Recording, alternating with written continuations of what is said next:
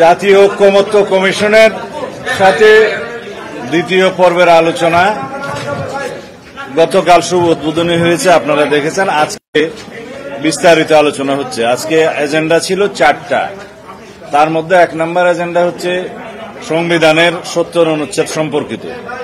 আমরা যে কাগজ পেয়েছি, সংবিধান সংস্কার কমিশনের যারা আলোচনায় অংশগ্রহণ করেছিলেন তার ভিত্তিতে সামারি করে জাতীয় ঐকমত্য কমিশন যে রিপোর্টটা দিয়েছে সংক্ষিপ্তভাবে, তার যেহেতু সংবিধান সংস্কার কমিশন সহ অন্যান্য সংস্কার কমিশনগুলো এখন এক্সিস্ট করে না, জাতীয় ঐকমত্য কমিশনের সাথেই আমাদের বর্তমান বৈঠক। এই 70 অনুচ্ছেদে ওনারা যে কাগজটা দিয়েছিলেন তাতে তাদের বক্তব্য ছিল যে আস্থা ভোট, অর্থ বিল এবং সংবিধান সংশোধন সংক্রান্ত বিল, এই 3টা বাদে বাকি সমস্ত বিষয়ে জাতীয় সংসদে সংসদ সদস্যরা স্বাধীন থাকবেন মতামত ব্যক্ত করার ক্ষেত্রে, ভোট দেওয়ার ক্ষেত্রে।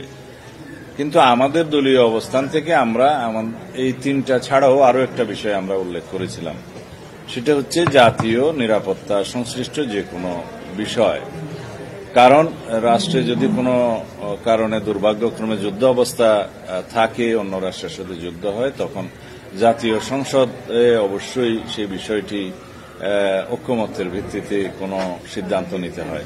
এমনকি পৃথিবীর একটা ওয়াইড প্র্যাকটিস হচ্ছে এই সমস্ত ক্ষেত্রে যুদ্ধ পরিস্থিতির সময় শুধু সরকারি দল নয়, সমস্ত দলের, বিরোধী দলের সমস্ত প্রতিনিধি নেতৃবৃন্দদেরকে নিয়ে সরকারি উদ্যোগে সবার সাথে আলোচনা করেই সেই বিষয়ে সিদ্ধান্ত নিতে হয়। এগুলো জাতীয় অত্যন্ত গুরুত্বপূর্ণ বিষয়, জাতীয় নিরাপত্তার বিষয়, স্বাধীনতা সার্বভৌমত্বের বিষয় যেগুলোতে জড়িত থাকে, সেই বিষয়গুলো অবশ্যই বিবেচনা করা উচিত। আমরা আমাদের প্রস্তাব রেখেছি, তবে অধিকাংশের মতামতে আগে যে 3টা বিষয় বললাম, আস্থা ভোট, অর্থ বিল এবং সংবিধান সংশোধন সংক্রান্ত যে কোনো বিলের ক্ষেত্র ছাড়া অন্যান্য সব বিষয়ে সংসদ সদস্যগণ স্বাধীন থাকবেন, এই মতামতে প্রায় সব দল একমত হয়েছে বলে আমার বিশ্বাস হয়েছে। কেউ কেউ অবশ্য সংবিধান সংশোধনের বিলটা বাদ দিতে চান, সেটা বেশিরভাগ, সেটা কয়েকটা দল। তো এই 3টা বিষয়ে যদি ঐকমত্য হয়, আমরা আমাদের দলের পক্ষ থেকে এই বিষয়টায় হয়তো নোট অফ ডিসেন্ট দিয়ে জাতীয় নিরাপত্তার প্রশ্নটা আলাদাভাবে উপস্থাপন করব, আমাদের নির্বাচনী ম্যানিফেস্টোতে থাকবে। যেহেতু জাতীয় ঐকমত্য প্রতিষ্ঠিত হলে এই 3টা বিষয়ে যেগুলো উল্লেখ করলাম, সেখানে অবশ্যই আমরা সই করব। তবে আমাদের অবস্থানটা থাকবে জাতীয় নিরাপত্তা সংশ্লিষ্ট যে কোনো বিষয়ে যদি আমাদের দায়িত্ব আসে তখন সেটাও আমরা বিবেচনা করতে চাই। এটা হচ্ছে 70 অনুচ্ছেদ। অন্যান্য বিষয়গুলো আলাপ আলোচনা হলে তখন কথা বলা যাবে। এখন যাই। কিন্তু আজকের যে অর্থ বিলের কথা বলা হচ্ছে, দিয়েছে অর্থ বিল, আস্থা ভোট এবং সংবিধান সংশোধন সংক্রান্ত এই 3টা বিষয় উল্লেখ করা আছে। এখানে এজেন্ডা আরেকটা বিষয় দেখলাম যে তত্ত্বাবধায়ক সরকারের অধীনে যে স্থানীয় সরকার নির্বাচন করা, সেই বিষয়টা এখানে এটা এখনো আলোচনায় আসেনি। যদি আপনারা জিজ্ঞেস করেন তাহলে আমি যদি ইন অ্যাডভান্স বলি, আমাদের দলের পক্ষ থেকে আমরা যেটা বলেছি যে আমরা স্থানীয় সরকার নির্বাচনটা কোনোভাবেই অন্তর্বর্তীকালীন সরকারের অধীনে হোক সেটা আমরা চাই না, এবং সেটাতে জাতীয় ঐকমত্য হয়নি কখনো। আর তত্ত্বাবধায়ক সরকারের মেয়াদ সংক্রান্ত এখানে একটা প্রস্তাব দেখেছি যেটা 4 মাস, এখানে আমাদের দলীয় অবস্থান হচ্ছে যেটা 3 মাস হওয়া উচিত। এবং অবশ্যই 4 মাস মেয়াদের মধ্যে কি জাতীয় সংসদ নির্বাচন ছাড়া স্থানীয় সরকার নির্বাচন করা সম্ভব? এটা কি বাস্তবতা? বাস্তবতা নয়। তো সেই জন্য তত্ত্বাবধায়ক সরকারের মেয়াদ 3 মাস থাকাই উচিত, এবং স্থানীয় সরকার নির্বাচন তত্ত্বাবধায়ক সরকারের এখতিয়ারের মধ্যে না থাকাই উচিত। এটা আমাদের স্ট্যান্ডিং কমিটি আপনার দলে 3টি বিষয়ে একমত হয়েছেন বা আপনারা মেনে নিচ্ছেন যে প্রস্তাবনা দিয়েছে অর্থ বিল, আস্থা বিল এবং সংবিধান, এই 3টাতে আমরা একমত। এর বাইরে আমাদের আরেকটা বিষয় আছে, বললাম জাতীয় নিরাপত্তা সংক্রান্ত বিষয়টি, সেটা আমরা উল্লেখ করব। আমাদের ম্যানিফেস্টোতে উল্লেখ থাকবে, আমাদের দলের পক্ষ থেকে উল্লেখ থাকবে।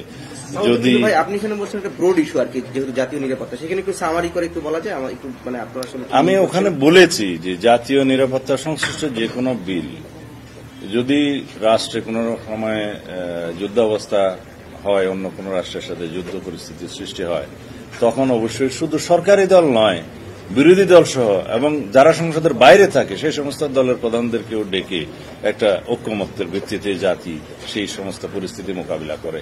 এটা ওয়ার্ল্ড প্র্যাকটিস, এখন সমস্ত দেশে আপনারা তাই দেখবেন যেখানে সমস্ত পরিস্থিতি আছে, সুতরাং এটা গণ্য করা উচিত। তো যদি জাতীয় ঐকমত্যের মধ্যে এখানে এই বিষয়টা বিবেচিত না হয় আমরা আলাদাভাবে সেটা আমাদের ম্যানিফেস্টোতে রাখবো। সেটা যদি আমাদেরকে জনগণ ম্যান্ডেট দেয় সেই ম্যানিফেস্টোর ভিত্তিতে তখন আমরা সেটা দেখব। সংসদীয় স্থায়ী কমিটির ক্ষেত্রে অনেকের প্রস্তাব এবং জাতীয় ঐকমত্য কমিশনের প্রস্তাব যেটা দেখলাম যে সব স্থায়ী কমিটির চেয়ারম্যান বিরোধী দলের সদস্যদের মধ্যে থেকে হতে হবে, সেরকম একটা প্রস্তাব আছে যেটা বাস্তবতা বিবর্জিত। আমরা বলেছি অবশ্যই কিছু কিছু কমিটি আছে স্থায়ী কমিটি, পাবলিক অ্যাকাউন্টস কমিটি, সরকারি হিসাব সংক্রান্ত, তারপরে আন্ডারটেকিং কমিটি আছে, আরো কিছু কিছু কমিটি আছে সংসদীয়, এবং কয়েকটি মিনিস্ট্রি কমিটি আছে যেগুলো গুরুত্বপূর্ণ। এগুলো এখনো প্রথাগতভাবে কিছু কিছু স্থায়ী কমিটির চেয়ারম্যান বিরোধী দলের পক্ষ থেকে হয়, কিন্তু সকল কমিটির প্রধান যদি বিরোধী দলের পক্ষ থেকে হয় চেয়ারম্যান, তাহলে সরকার তার কার্য পরিচালনায় সবসময় বাধাগ্রস্ত হবে, এটা কার্যকর সরকার থাকবে না।